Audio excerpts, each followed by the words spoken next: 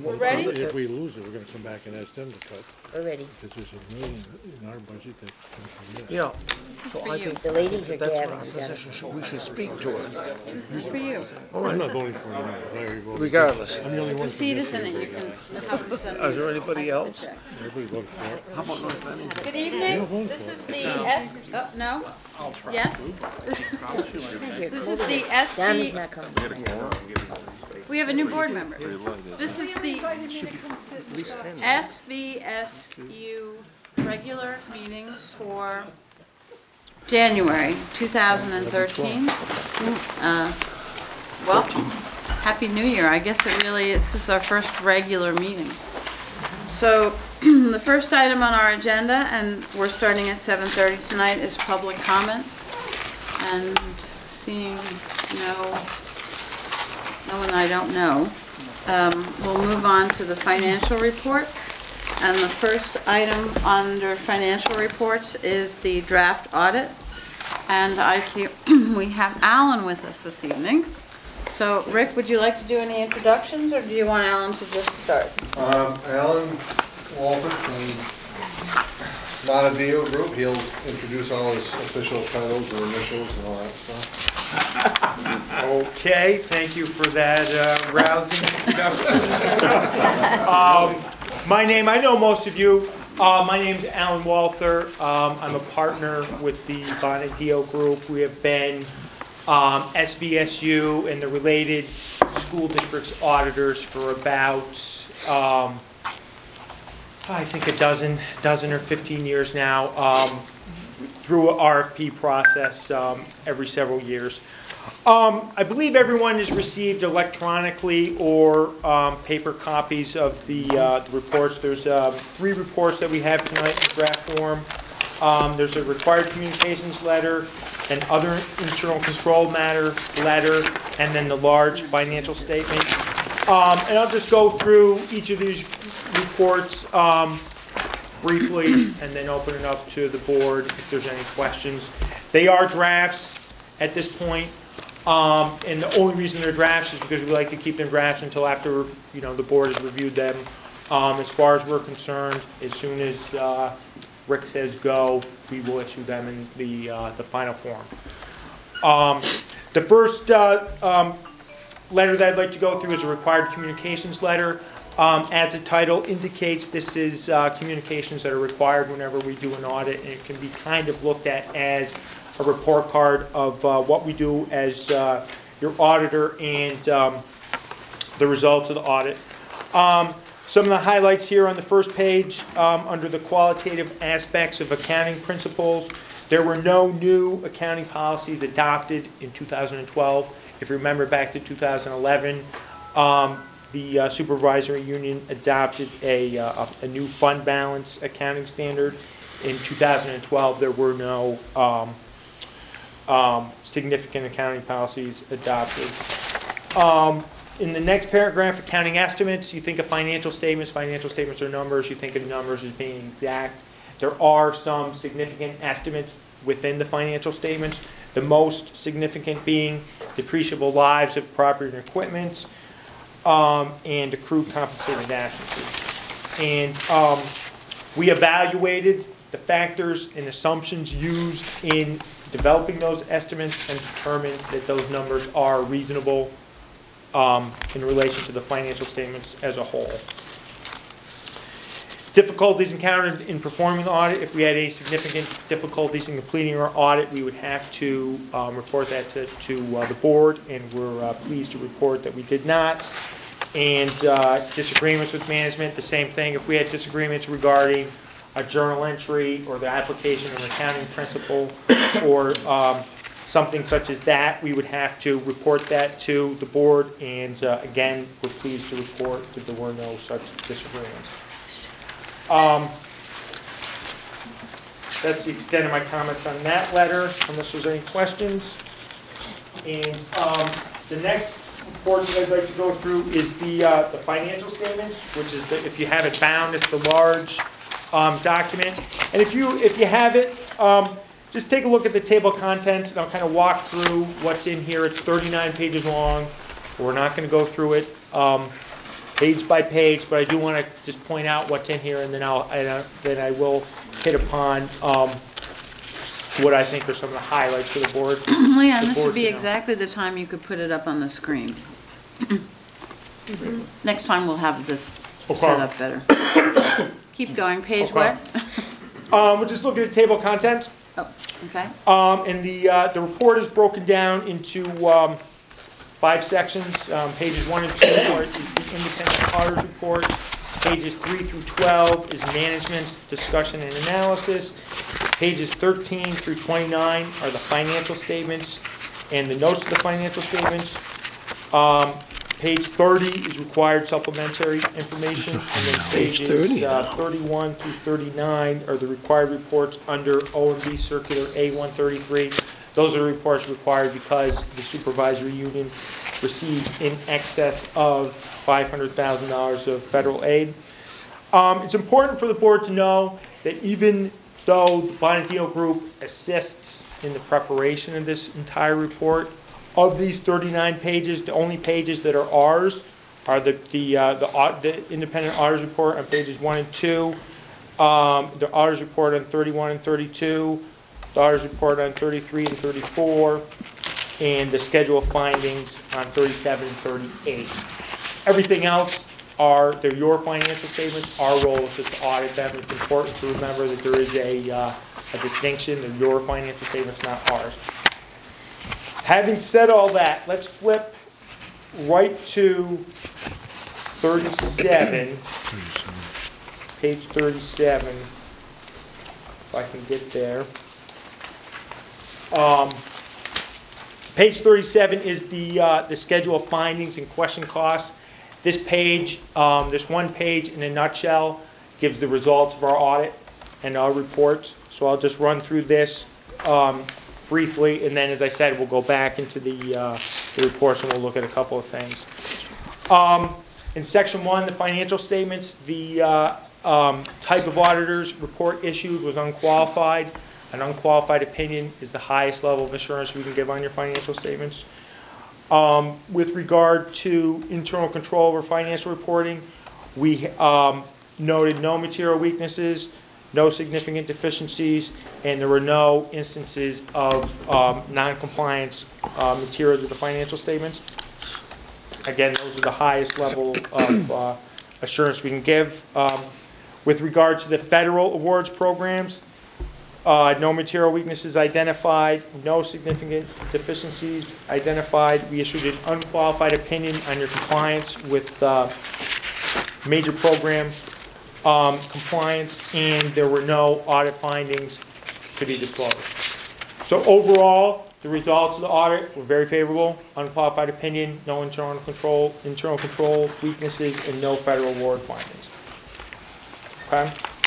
So having said all that, one other note as well, if you don't have time to read all 39 pages of this, do at least try to read the 10 pages 3 through 12 of the management's discussion and analysis. That is written in somewhat layman's terms. There's a pretty good overview of the financial activity of the supervisory union and the results of the audit. So let's go to page 1 is the independent auditors report. And the important information here is the third paragraph, which I'll paraphrase. In our opinion, the financial statements present fairly the financial position of the Southwest Vermont Supervisory Union as of June 30th, 2012. Again, that is what we as auditors call an unqualified opinion. That's the highest level of assurance we can give on your financial statements. If we go to page 15, we'll just take a quick look at your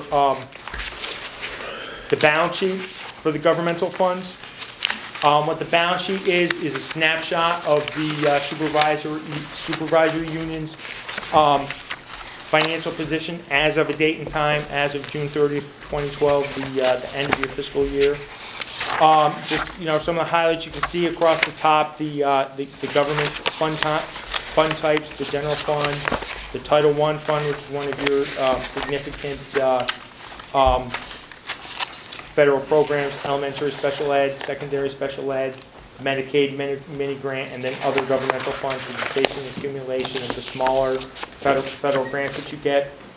The highlights here, the general fund, total assets at the end of June, $2,453,000. Total liabilities, $1,833,000. Assets minus liabilities leaves you with your fund balance of $620,000. Of that $620,000, $483,000 was used to balance the 2013 budget, and you had $137,000 of unassigned fund balance, which would be available to balance the 2014 budget.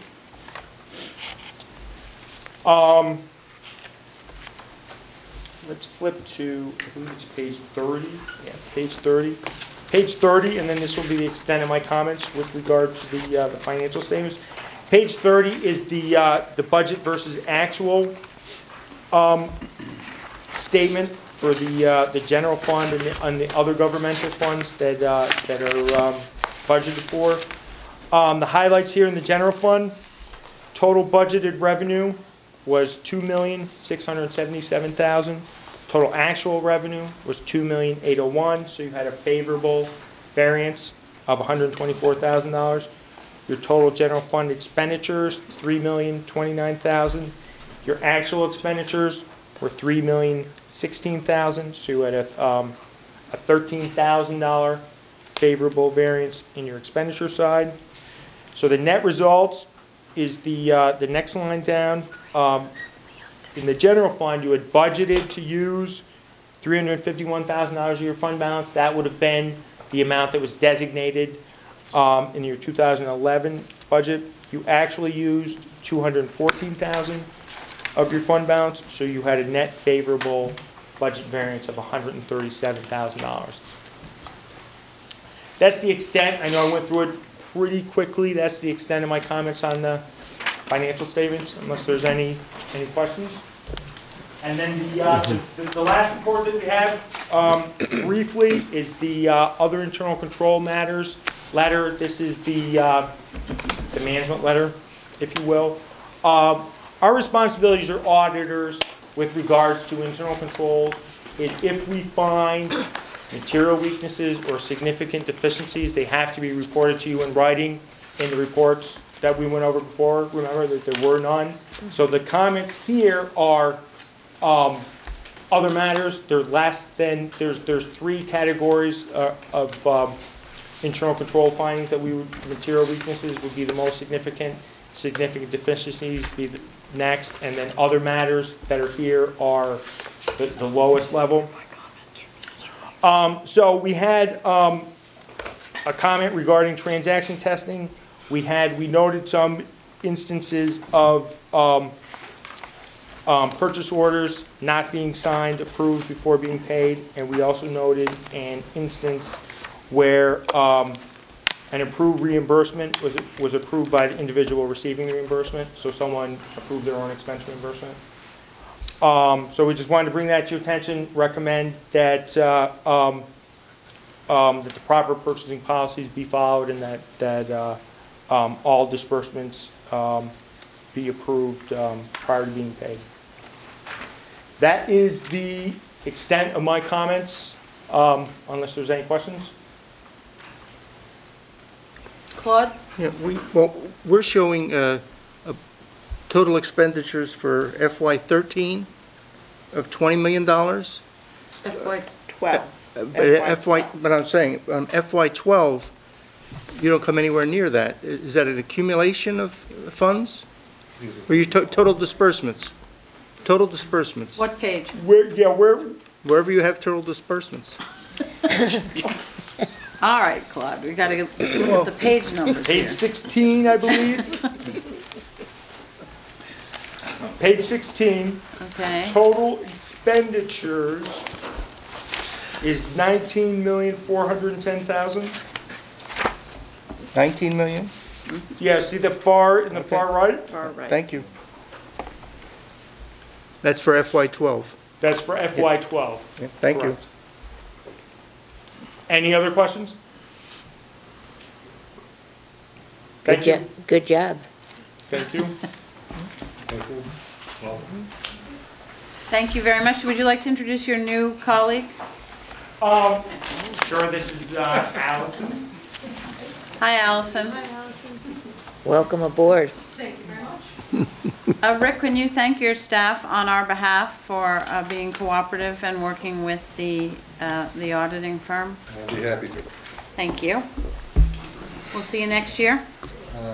If not sooner. Motion to accept so we can take the draft off. So I have a motion to accept So the, moved. Second. all in favor? It's unanimous. I would like, if there's anyone who would like a bound copy, please raise your hand. That's one. So that's two. By the way, I've got your Mount Anthony Baldwin. Okay. Claude and... Sean Marie. So we'll say five. Well, Mary will give you, but she's got the certificate, so I'll Mary tell you. Okay. Thanks. Thank you very much. Safe Okay. travels back. Okay, thank you. Thank you. Next item on the agenda is the treasurer's report, and I have it up here. Was it actually posted? Want it? Can I have a motion to accept it? I just want to make sure it's here because I didn't see it. Make a motion. You have it? I don't want to, is it there, Richard? I don't want to accept a non-existent treasurer's report. It's not on the screen, so we're going to pass on I can't the, even get it on the camera. we're going to pass on the treasurer's report. We'll do it next month. And are there any questions on the budget status report, which would be item C? Hearing none, we'll move on to the SVSU budget. And I hear from a number of people that last night's meeting went very well. Thank you. I would love the papers that you handed out last night, so I'll wait till they get posted. So I'll let someone else, Rick, Cindy, somebody who's on the budget committee can take over from me. Jen? Jen? She called in, so maybe that was a little... What you have in front of you, there was some slight changes to what you saw last night. They were all, or are all, Pownell specific. If you take the first page you have, you flip it over to the back side, you'll see total V4 reductions of $5,000. Those are all in the Pownell resource room that are Pownell specific. They came out of a couple of different meetings at the Pownell School Board for some changes that took place. The only other change from last night is on the next, to the last page of the budget, just before the bar graph. At Claude's suggestion, and I think was generally accepted by the committee or board last night, I've included the grant expenditures for FY13 and our anticipated expenditures for FY14. Showing that total number, so What page you on, Rick? Before on the page just before the graph, on the bottom. Okay, thank you. at the very bottom. We passed out last night, and I gave to the two members, I think there's only two members that are here tonight that weren't there last night. I gave you that separate grant sheet, I handed it to you. This is just the bottom line of that detail, showing that our total expenditures in FY13 were just over $20 million. This includes grant expenditures.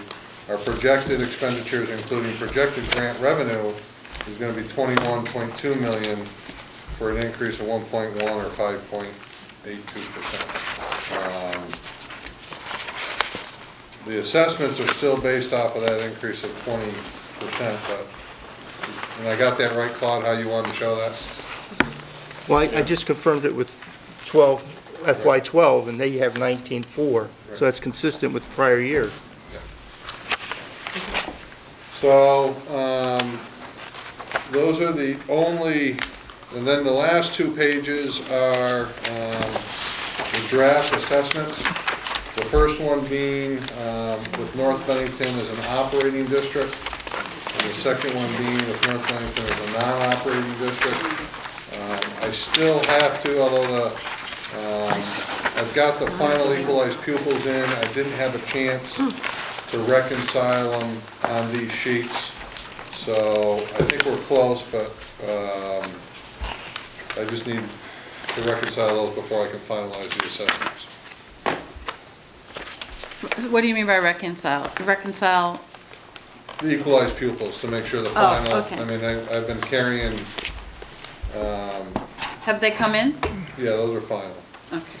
I don't believe I've made the finals on here, though. I didn't get a chance to finish that piece. So that's why I still have draft on that. So what I'm looking for, I'll be happy to answer any questions. I'm looking for approval of the proposed budget, version 4 as proposed, or however you want to form the motion. So you know what would be helpful next year is to date them. Did that come up yesterday? So many versions, yeah. Okay. As opposed to versions, we would have dates? Okay, sorry. See what happens when you miss a meeting? I move that we accept the budget as presented. So that's Gudrun and Leon. Good work, everyone. Are there more questions under discussion? Mark, were you there last night? Yes, ma'am. Awesome. Ken, did you voice your opinion last night? Yeah, I just want to reiterate that I'm going to vote against it because, again, it's one thing to come in and say that, you know, we're funding the same budget we did last year and expenses are up, but there's several positions in here that have been added, which just, to me, at hard times, you don't want to add positions if you can have what you have at the present time, but, you know, it's just too much for the Bennington taxpayers. $1.8 million. 20%. The BSD budget is up 20%, and 75% of it is this. The BSD budget is up 20%? Sorry to hear that. Thank you. Claude? Well, actually, we should include the total in the, what we're Motion? voting on in the Yeah. motion. I think Richard So has that's it. clear. Do you wanna include that in the motion, Gudrun?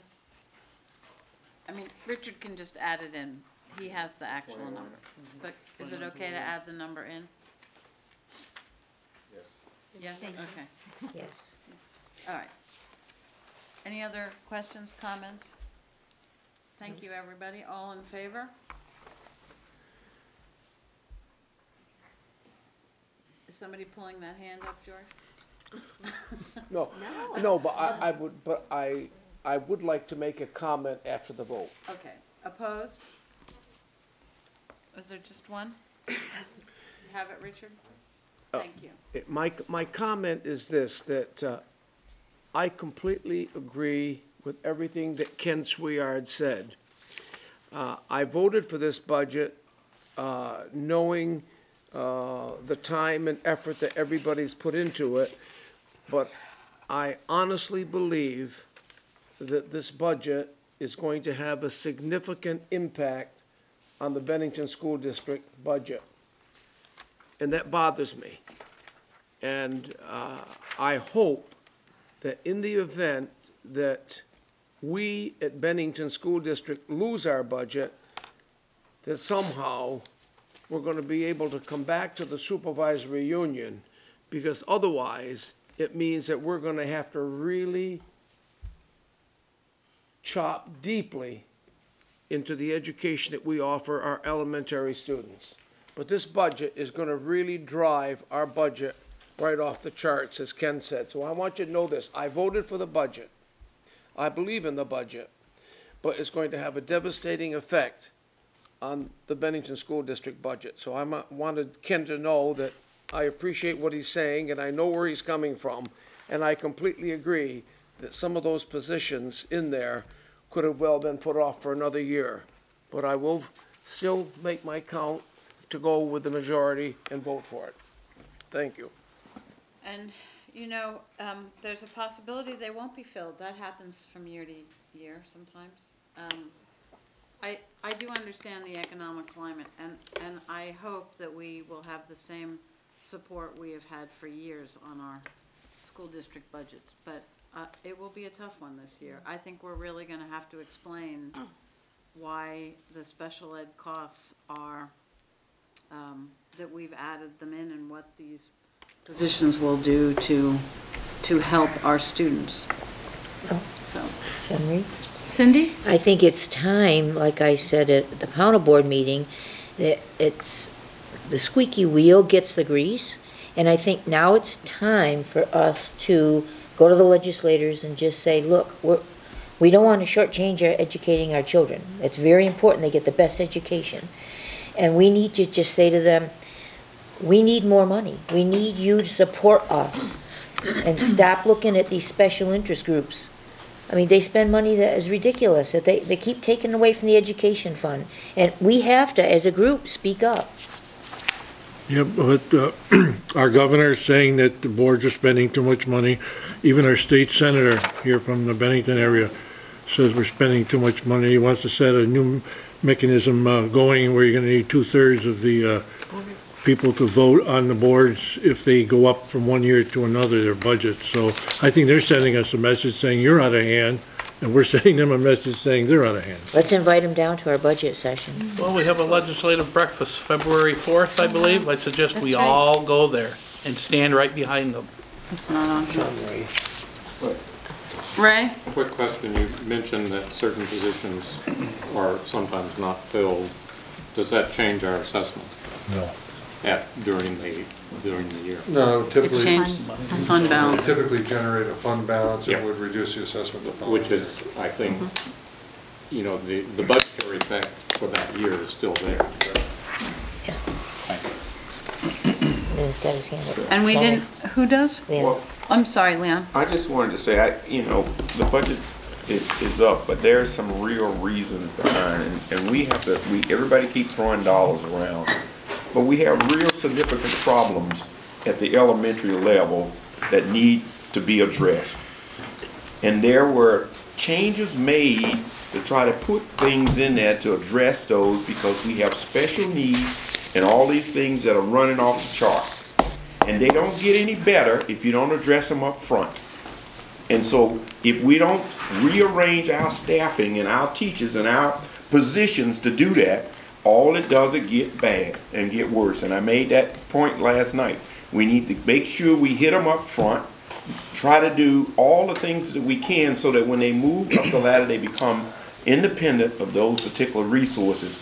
But we can't do it if they grow up that way. Jen, you second that? I second that. Well said. Yes. I agree. Any other comments before we move on? Thank you, and we'll have to, at the board levels, I know at Mount Anthony, Tim will often write a column on, the Mount Anthony budget as a board member. Maybe Gudrun and Jen and the committee folks could maybe get together and email back and forth and work on one from the committee. Since you don't have a committee meeting to go to now, I know, Gudrun. what will we do with our time? Catherine? I would like to thank the board members, but also thank Rick and his staff for the work developing this. It has been a tough year. I think with the SU Budget Committee, I'm glad that we're continuing that and look forward to its continuance as we go forward. But those first couple of meetings were difficult with the shift in grants, the reductions in the grants, and I think that's put a lot of pressure, obviously, on the local districts. So I appreciate the debate. It's healthy. We do need to make a lot of improvements. That's what we're about, is studying, evaluating, and making those improvements. So thank you to the directors, Finance Department, and all of the committee members and board members, and also for you board members coming out 2 nights in a row. Thank you. Rick? You had your hand up. I did. Catherine did most of it. I just wanted to, on behalf of all the department heads, I wanted to thank the board for their support. So that's coming from the department heads? I think I can freely speak for him at this point. Yes, Thank you. thank you. And then most of them are here, or the directors. Yes, yeah, most of them are. So the next item, did you miss citizens' comments? So you're hoping, Somewhere. Does it relate to budget? Could does be- it relate to budget? What does it relate to? There's a follow-up question regarding the agenda item number 8, the personnel committee minutes, some of the information contained therein. And the other piece was that I would like to address the board in regards to a recent subcommittee that was formed from our December 10th meeting. Yep, Sure. So, I can speak to that. I think maybe if you're gonna stay, Will you? we're gonna go through, this next part will go pretty quick. So, what I'm gonna do is we're gonna keep the agenda order, but what I'm gonna do is, as the chair, I'm gonna apologize publicly to Kathy Marcoux. After the last meeting, which we went till, I don't know, 10 o'clock, I had forgotten to acknowledge Kathy's years of service to this district and acknowledge her retirement. And I really felt really terrible about it because Kathy's been in many positions and done many things over the years for this district. But I will say I sat here till this whole room was put back together, and I emailed her right from this table, and I sent her a plant the next day on our behalf because I really felt terrible. So we're gonna roast you later. I just want to say thank you ahead of time, but at the time, the budget was more important, so thank you. Thank you, Kathy.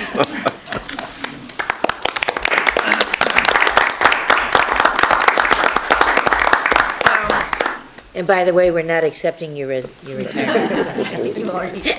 So the next item on our agenda is personnel, and it's a paraprofessional position which has already been authorized by the Shaftesbury Board. So can we have a motion to? So moved. Second. Second. Third. Any discussion? All in favor? It's unanimous.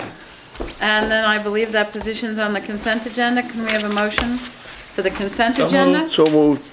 Second. And again, I would like to not accept the number 4. We have 3 really outstanding educators retiring.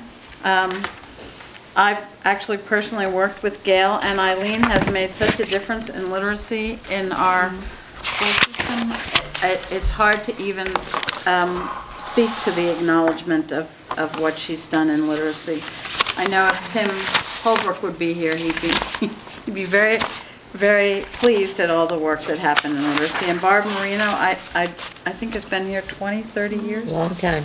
So, again, I want to thank these 3 for their years of service. And let's try and get a date for the retirement dinner way before Yeah, let's do it, yeah. Last time it was a couple weeks before, so we'll put it on the calendar. Got it. So, are there any questions on the consent agenda for the minutes, the warrants? Ray? I have one small grammatical correction on this. I think it's the finance minutes for 1213, page 2, line 26. Principal spelled P-R-I-N-C-I-P-L-E was substituted for principals, P-R-I-N-C-I-P-A-L-S. Where are you? Finance Committee, 1213, 12, page 2, line 26, I think it is. Rick, I have a couple questions on the warrants, and they're more of a technical nature. On the UCS checks, or check with in those, it starts with check 50866. These are grants somebody here will know what the CIPS community support is. Is that Kathy Buck or Karen? Everybody looking for. It's 50866. We have an MH consultation pilot starting, and we have a CIPS community support. So I'm just wondering if we have new programs.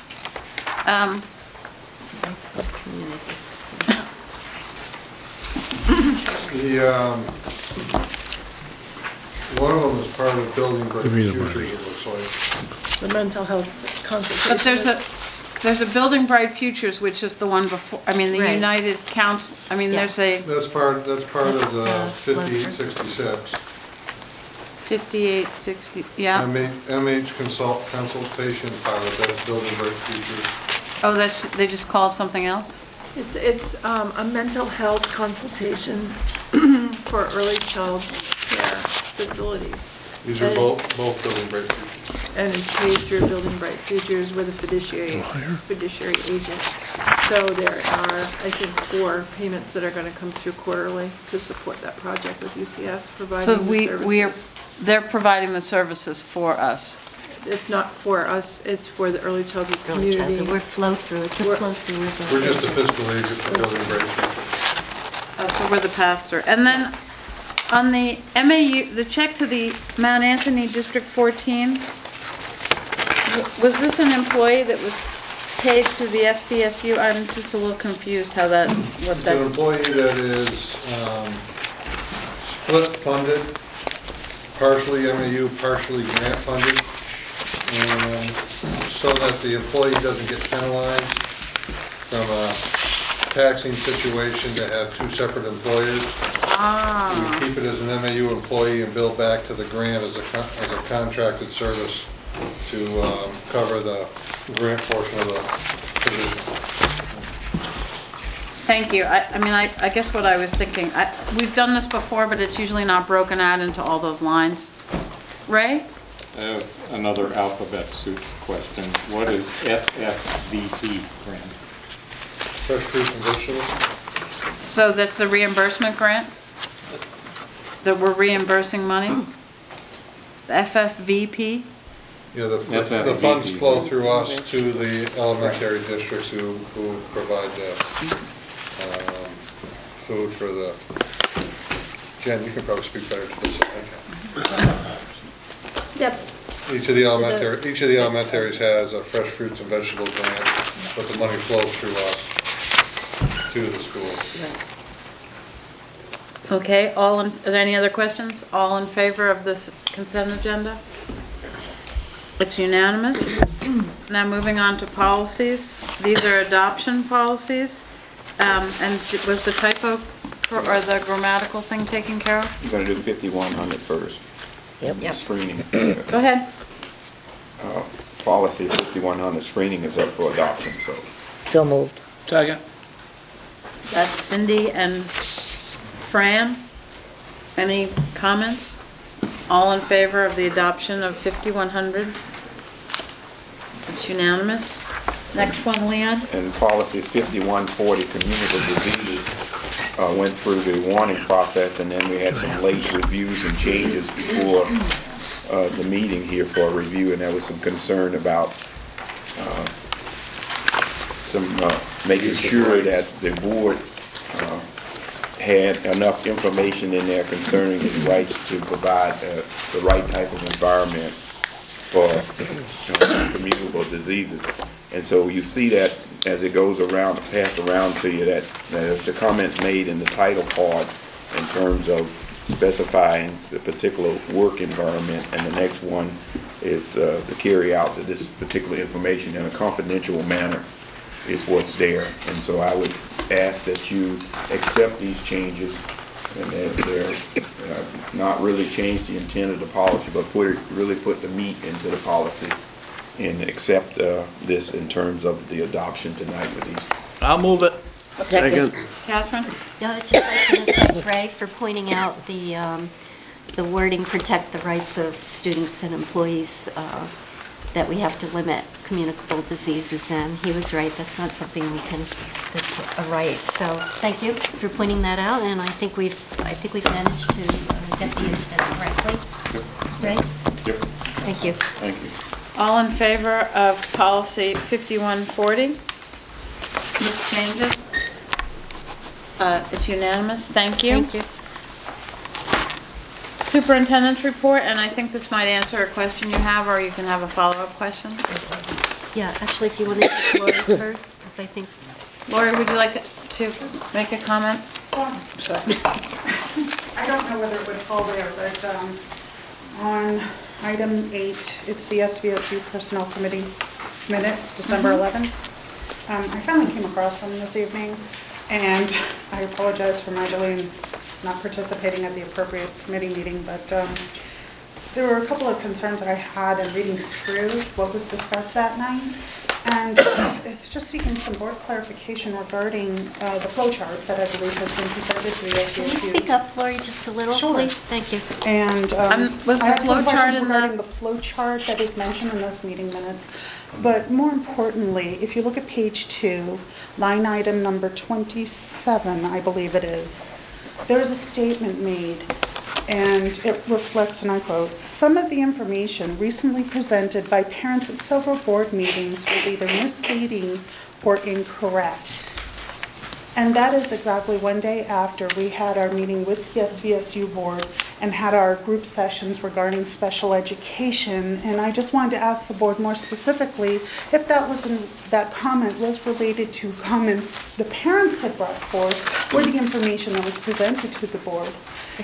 Well, I can speak to that first and then Catherine. Go ahead. So the Personnel Committee is made up of one person from each board and not necessarily all from this board. There's one that is not there.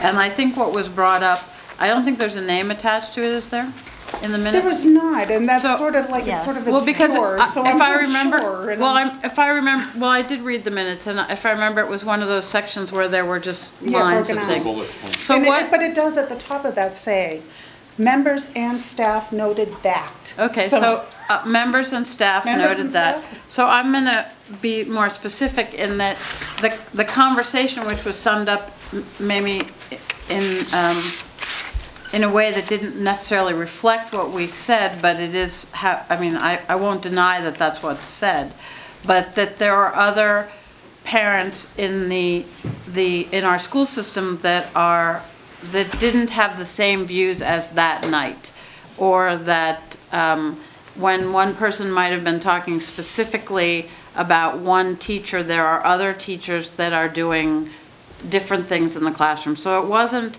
in response to trying to take away from what had happened, but that there were other things that we didn't hear and couldn't hear that night.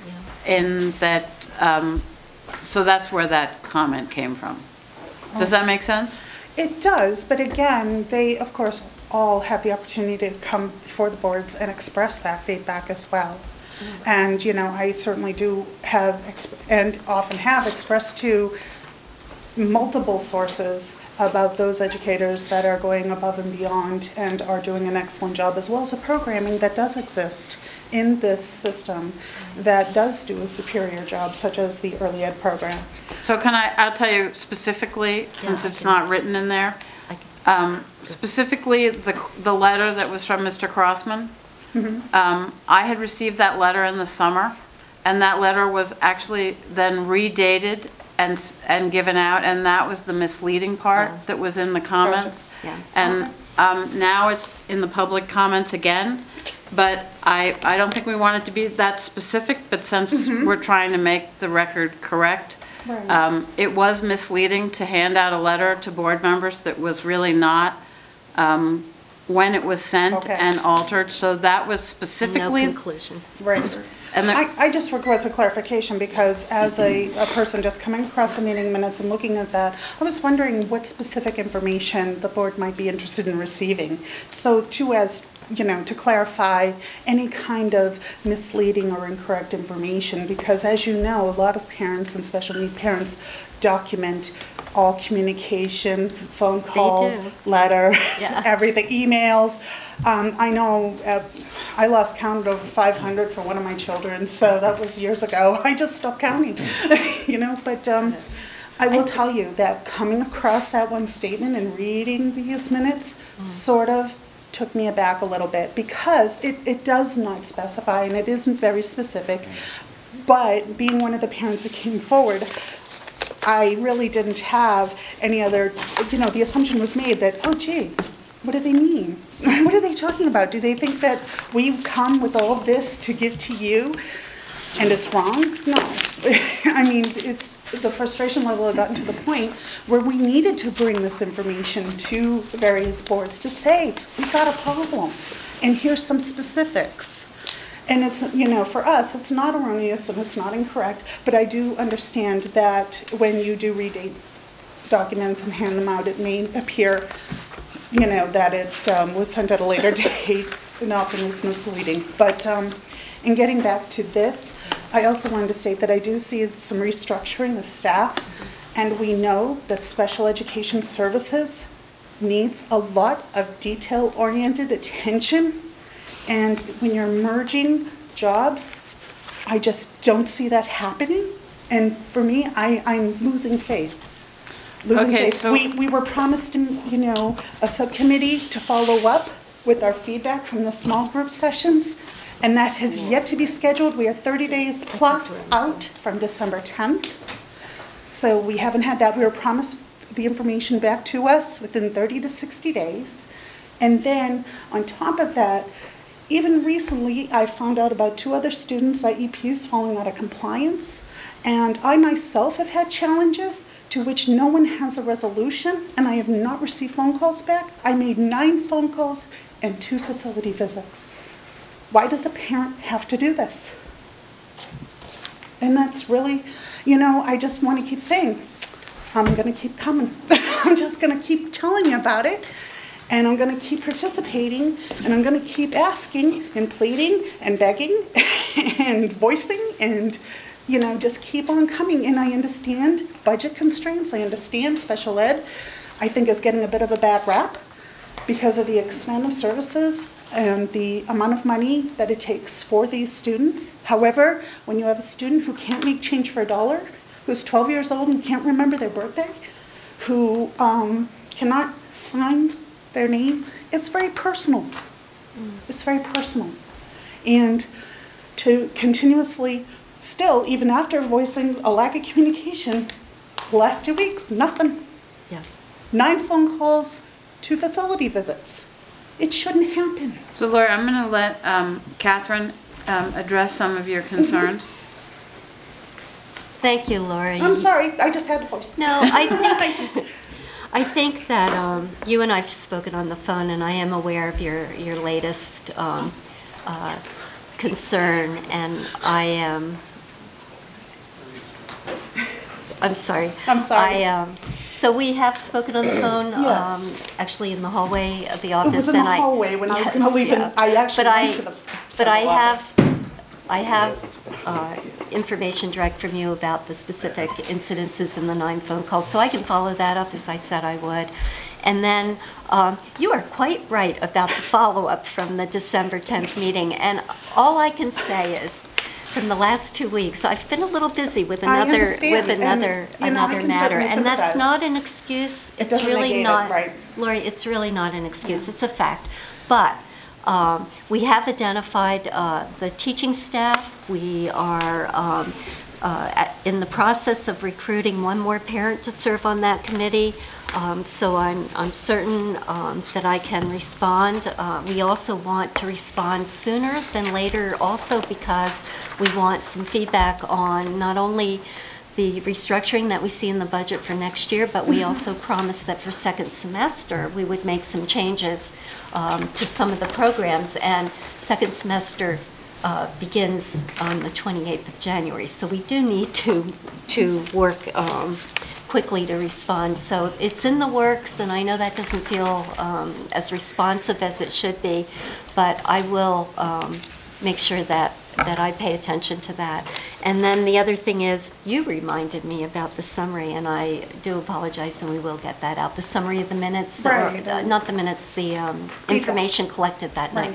And it has been useful. I have to say, we had a meeting immediately after that actually 2 or 3 meetings in depth with principals, and actually started because we had the urgency of the budget for FY14, so we did make changes in that budget as a result of that parent meeting, and work with the parents the principals as a follow-up. So we just need to report out now, and as I said, I'll take responsibility for that because that was my responsibility to do. Well, I wasn't quite sure whose responsibility it was. All I knew that there was a subcommittee, and I kept checking with parents, and nobody had heard from anybody. So Yeah. I just figured, again, there's more pressing issues that may have come up, and the attention goes down here, and nothing, again, we've passed another month of students struggling, another month that allowed more IEPs to fall out of compliance, another month where I have actually heard of a special educator postponing an IEP meeting due to hosting an event.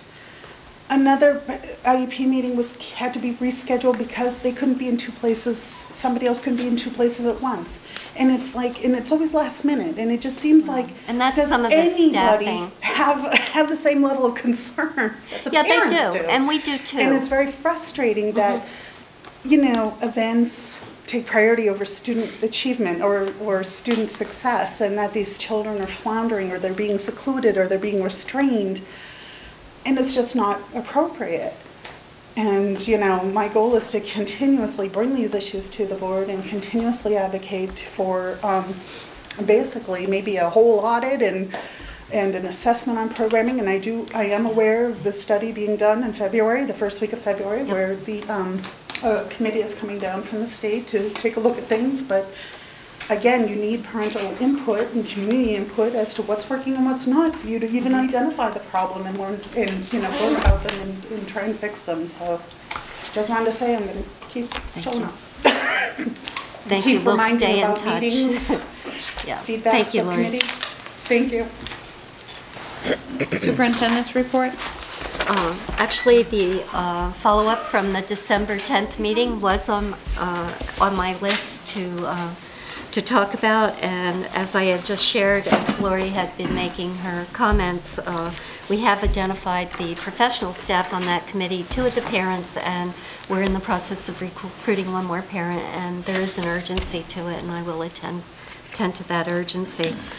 We will get the summary of the comments out to the board and the participants from that as well.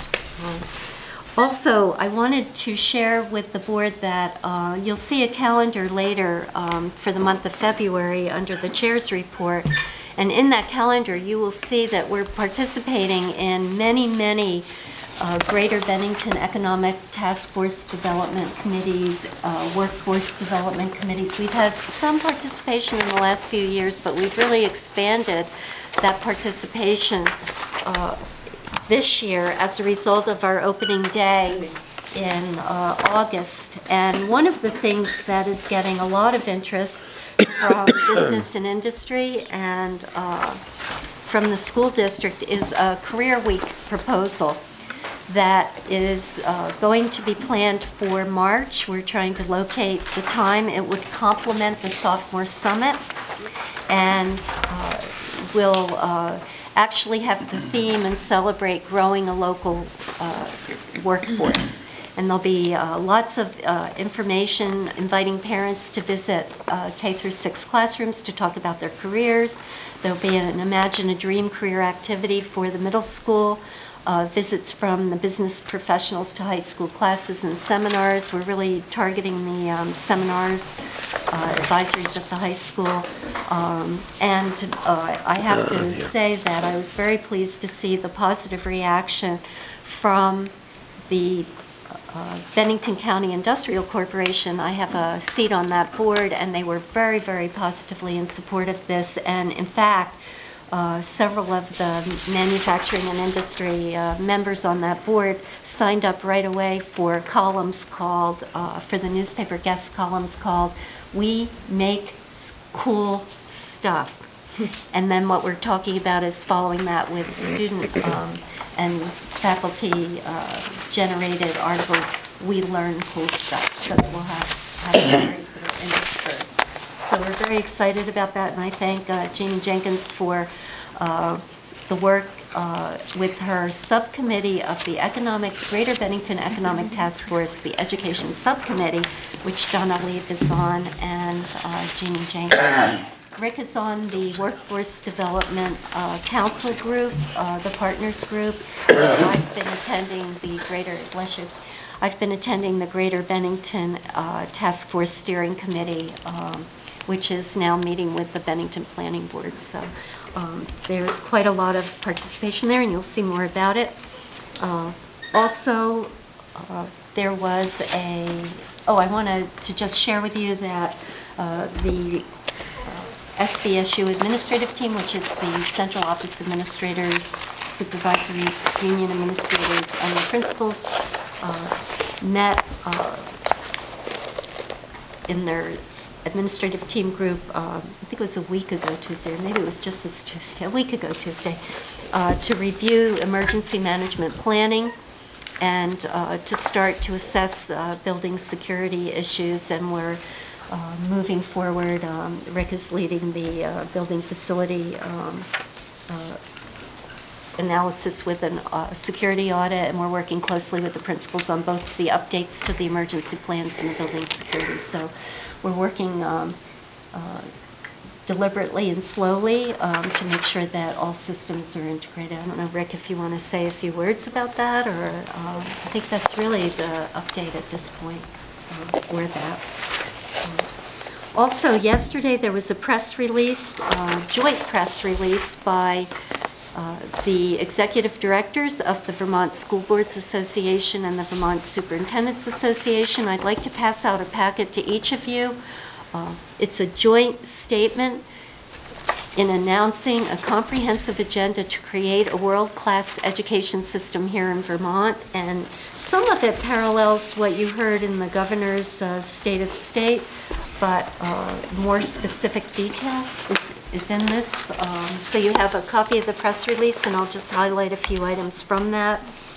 Then you have a backup summary of what the steps are that they would like to see. Some of them are legislative, some of them are policy related, and then you have the detailed report behind that. So it's a packet for each. I was there. I was in Montpelier yesterday. Yep, it was in Montpelier. No. So the plan focuses on assuring success for every student through universal access to pre-K, high expectations for every child, a greater focus on mastery through authentic assessment, real-life learning experience, a personalized learning plan for all students, and partner relationships with higher education, business, and community, so that students can access rigorous and relevant learning experiences beyond the four walls of the schools. Supporting a new vision for teaching and learning by fostering further evolution of the teaching profession into one that prepares, attracts, supports, and retains committed teachers, and working conditions that support creativity, flexibility, innovation, and collaboration. The preparation and licensure systems must be aligned with the new vision, and traditional collective bargaining framework, essentially unchanged in Vermont since 1969, must be revised in order to best respond. The engaging and supporting of families and community through creative connections between families and schools, and establishing strong partners, relationships between human services and education systems. Delivering and using world-class technology, ensuring all schools have high-speed broadband connectivity, all students have access to learning devices, and all teachers are comfortable and supported in using technology, and providing effective leadership through a focus on attracting high-quality educational leaders that have having clear roles for board members, administrators, and training for superintendents and boards, which we've participated in, to make better decisions on behalf of students, boards, administrators, and teachers by using timely data and strong support from a capable agency of education and state board. So the conclusion is we have work to do, and we're ready to do it, and we need the help of all Vermonters to commit to building a world-class education system. I think what's interesting is several of these points actually are reflected in our budget work, and so we'll, as we work through that and start to look at some of the results of programming, we'll highlight some of those for you. Any questions of Catherine? Ken, do you want to follow up on that? There was a really nice reception yesterday in Montpelier. Oh, yeah, the high school. And were you there? Did your board? No, I didn't go. We had 3 members represent us. I know Wendy spoke, that Ken spoke. But did the VSBA board comment? I mean, they must have seen this before. Oh, yes, we did it the week before. So it's a pretty impressive size-wise agenda. Any questions of Catherine? So I passed out the calendar. Yes. It may not be for Catherine, but I was just thinking, we go out and we have a lot of services that we solicit to help us in the school district. Financially wise, do we, and it may be for Rick, do we, or anybody else in all the managers, do we just accept the bill from those particular agencies or service groups that we go out to, or do we challenge them or negotiate fees and things along that line that we have to have done? Do you have 10% net 30 or any kind of? Yeah, we're doing all this, and I'm saying, and then we got a lot of people that we go out and ask for help, and do we just accept that bill? I mean, Accept the bill from who? from them for whatever services that we say we need. And is it something that we set up a contract with and negotiate fees and things along that line? No, we're negotiating and doing RFPs all the time. I'm not sure specifically what you're talking That's what I wanted to know. Didn't you know he puts doing 10% on it? He That's sends them an extra amount of money. And I wanted to make sure that everybody know that we're not just squeezing things here. Oh, right. But everybody that we go out for services are also being challenged with what we pay them along that line out there. And so the only difference is that we gotta, get smarter and look at the ways we try to do things in a manner that'll be much more efficient as opposed to so much of the cost. Thank you, Leanne. So on the calendar, if you wouldn't mind writing down the legislative breakfast, it's at 7:45. Is it 7:45? Yes. 7:45 on Monday, the 4th. Thank you, Fran, for reminding us. And I would like to propose switching the MAU and the SVSU board meeting because Avis cannot make it on the 3rd Wednesday. So that would mean I'd have to talk to MAU, but we have 5 of us here. And that would allow a panel to stay where they are rather than moving, which has been a difficult thing for them. Well, panel usually meets the 3rd. Right, but they were going to move to the 4th. We met tonight, and we had to hurry up and do our meeting to make it up here, which is... Well, that's what I'm suggesting, is if SVSU and MAU switch. I just think... Oh, but can you not make it? No, from prior history, I think it's difficult when we have these meetings during vacation weeks. I remember SVSU used to have them, and we never could get a quorum. Yeah. So I think that, whatever meeting you decide to have, you should make sure that you can get a quorum for that meeting. Sure. Like February and April vacations is tough. A lot of time you miss people. I agree. All right, so of course this calendar is subject to change. But you'll check with MAU because that will actually solve the panel scheduling if we can flip SU and... Shaftesbury's meeting for the rest of this year till June on Wednesdays, so. Yeah.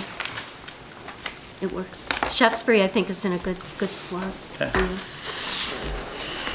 So Cindy, you met right before here, and did you have to cut your meeting short?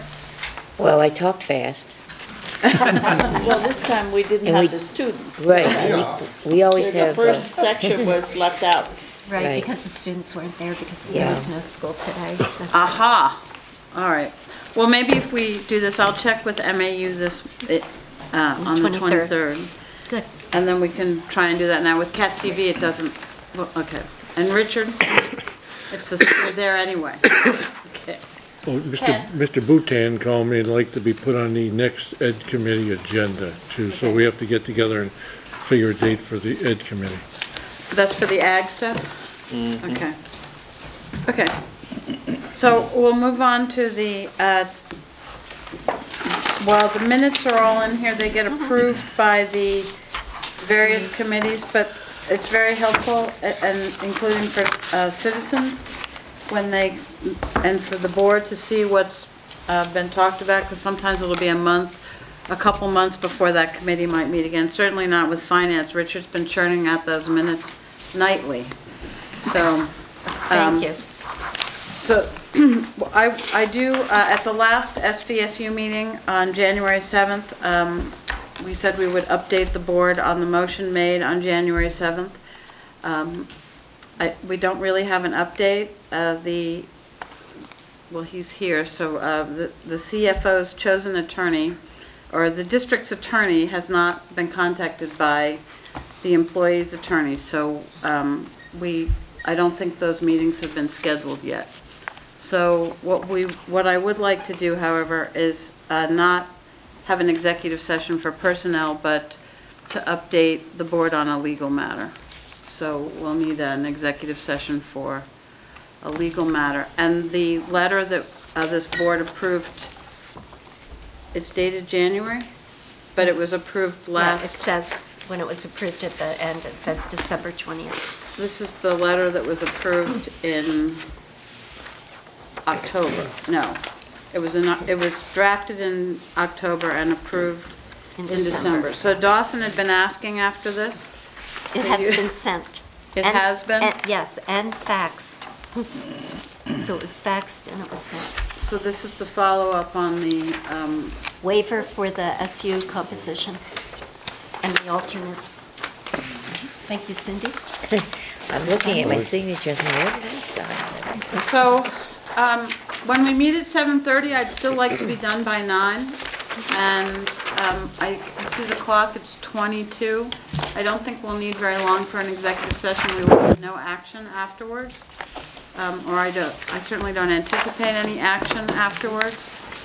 So Richard is free to go. And can we have a motion to adjourn to So moved. executive session? Second. For legal matters? So moved. Thank you. All in favor? There's a draft coming through here.